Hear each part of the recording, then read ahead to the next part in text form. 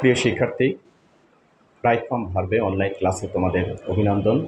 আমি কবির স্যার। আজকে তোমরা যারা এইচএসসি পরীক্ষার্থী আসো তাদের জন্য রাইট ফ্রম ভার্বের একটি গুরুত্বপূর্ণ ক্লাস নিতে চাচ্ছি। যদি তোমরা মনোযোগ সহকারে ক্লাসটি দেখো তাহলে আশা করছি পরীক্ষায় তোমরা উপকৃত হবে। আজকের ক্লাসে আলোচনা করব মডাল ভার্ব নিয়ে। তো তোমরা মডাল ভার্ব এর আগেও পড়েছো। যেমন মডাল ভার্বগুলো আমি লিখে একটু প্রকাশ করার চেষ্টা করছি। Can, could, may, might, shall, should, will, would, must,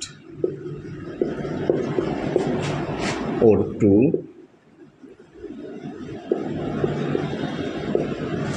used to, have to, has to, had to, be plus, to, be plus, going to,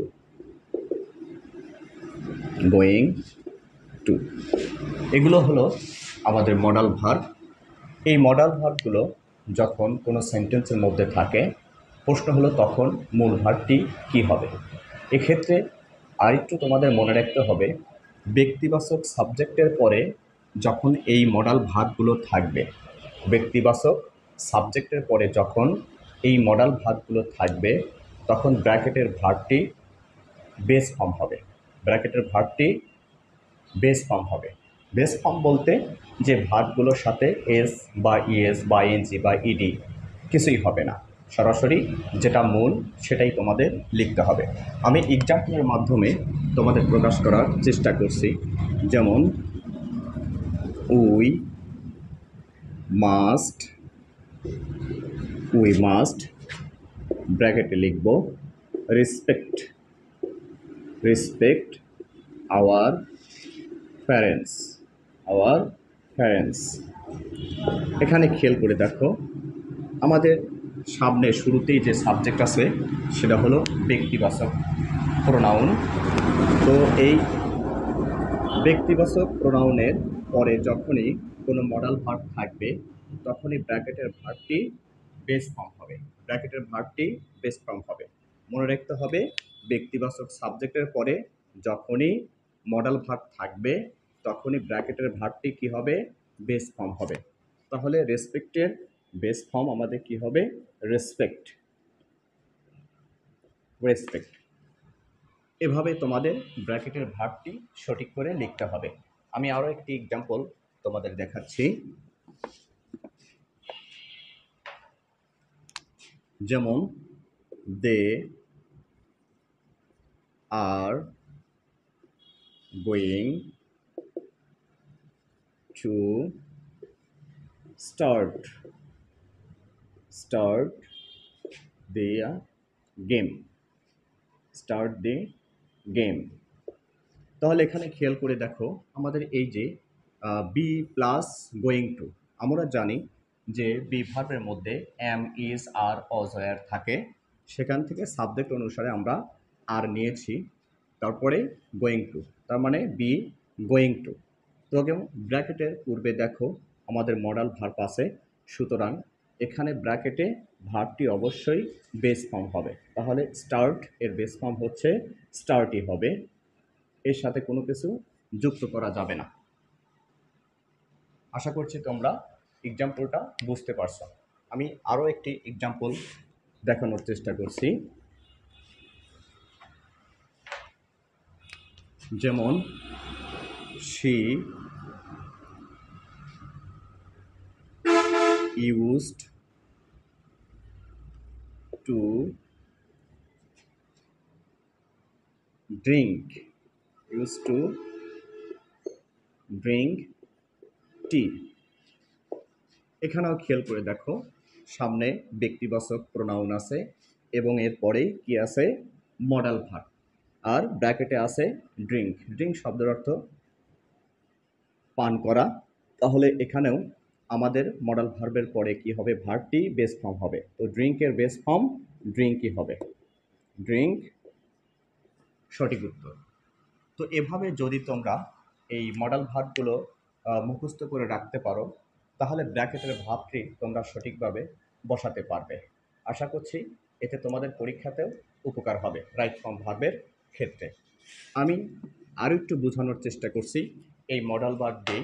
এই মডাল ভার্বগুলোর পরে যখন বি যুক্ত থাকবে, অর্থাৎ modal verb, modal verb, modal verb plus be, যখনই ব্র্যাকেটে দেখবা যে মডাল ভার্ব এর পরে বি আছে, ব্র্যাকেটে যে ভার্বটি দেওয়া থাকবে তার পূর্বে বি আছে, তখনই বুঝতে হবে যে মূল ভার্বটি V3 হবে, অর্থাৎ পাস্ট পার্টিসিপল হবে।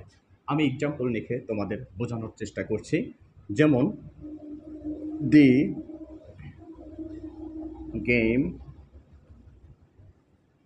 ইজ গোয়িং টু বি, ব্র্যাকেটে লিখব স্টার্ট, স্টার্ট বাই দেম।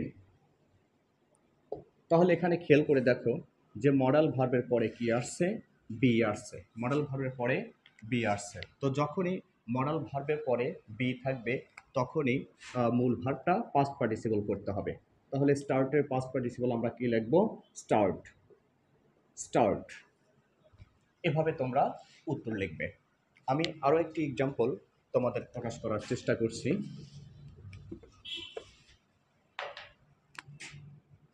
যেমন the walk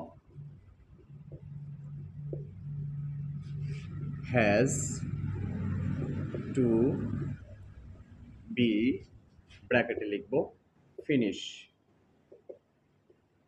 finish by him.